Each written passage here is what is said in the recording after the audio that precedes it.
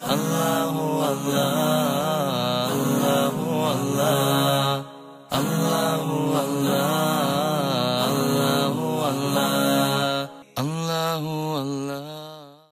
هذه الدنيا فيها الخير وفيها الشر. В жизни мы сталкиваемся со злом и добром. Добро является светом, нуром от Всевышнего. Зло — это тьма, исходящая от шайтана. Одним из видов этой тьмы является колдовство. Мы часто слышим о колдовстве, которого боятся люди, слышим о черной магии и других видах приворотов. Посланник Аллаха, саллаллаху алейхи вассалям, обучил нас всему. Всевышний Аллах предостерег его от всего, что может навредить человеку, чтобы мы знали, как сохраниться от этого. Лабид бин Аасам со своими дочерьми колдовал на пророка, саллаллаху алейхи вассалям. Он использовал определенным образом несколько волос, упавших при расчесывании пророка, алейхиссаляту вассалям. Колдовство против пророка, саллаллаху алейхи вассалям, чтобы мы знали, что этому может подвергнуться любой человек. Колдовство – один из видов болезней, одна из жизненных проблем, с которой может столкнуться любой человек. Когда пророк, саллаллаху алейхи вассалям, был околдован, он в течение долгого времени обращался с мольбами к Аллаху. Затем во сне он увидел двоих людей. Один из них спросил другого: «Чем болен этот человек?» Тот ответил: «Он околдован».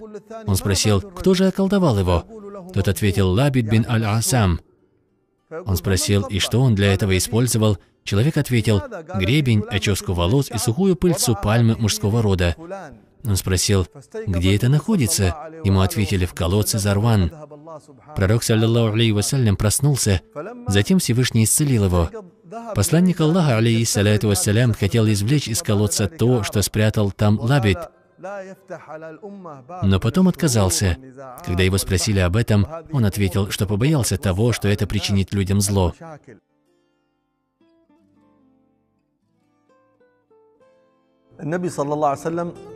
Пророк, саллаллаху алейхи вассалям, ознакомил нас с тем, что предохраняет нас от колдовства и магии. Соблюдая его сунну, мы сохраним себя. Во-первых, это аятуль-курси.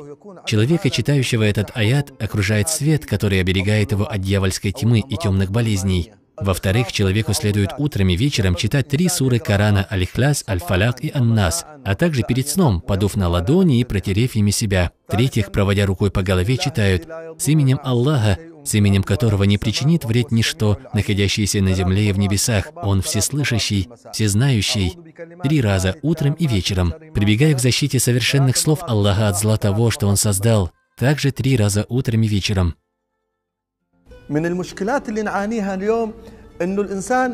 Одной из проблем, которые мы наблюдаем сегодня, является то, что некоторые люди внушают другим сомнения. При малейшей ссоре с женой, при ссоре между женами, получалась перебранка с кем-то, человек начинает видеть в этом чье-то колдовство, что вызывает беспочвенные сомнения, уасвас.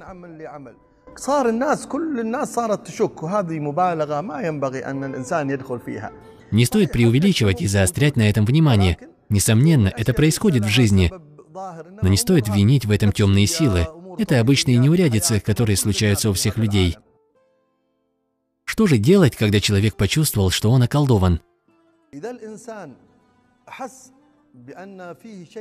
Если человек чувствует что-то неладное или увидел во сне то, что указывает на колдовство, то в первую очередь избавлением от этого будет мольба, дуа и обращение ко Всевышнему.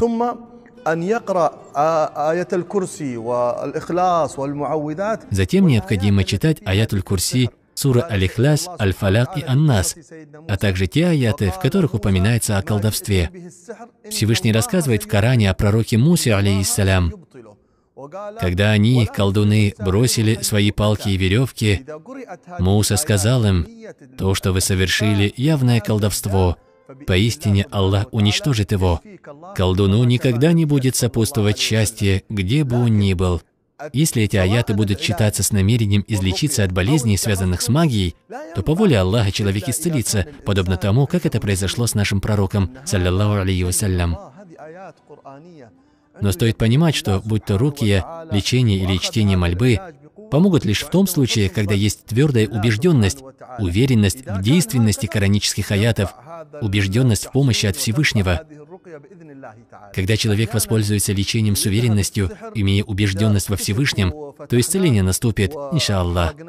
Иногда избавиться от колдовства можно, если открыть сверток или сжечь его, потому что уничтожаются колдовские узелки, и когда они уничтожаются, исчезает и его влияние. Также не стоит часто ходить к тем, кто занимается лечением рукия. Среди них могут оказаться шарлатаны и колдуны. Будет недозволенным лечить магию с помощью магии.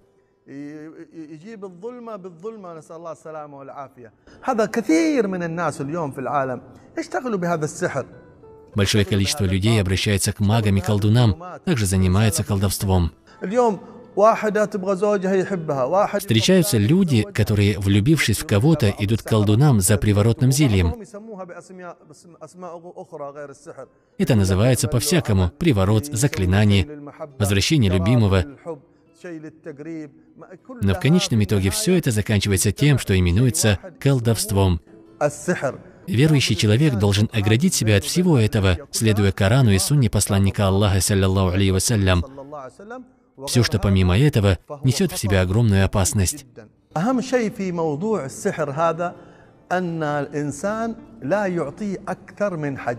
Самое важное в теме, связанной с колдовством, нужно понять, что шайтаны ничтожны, так как они представители тьмы, а свет всегда побеждает тьму.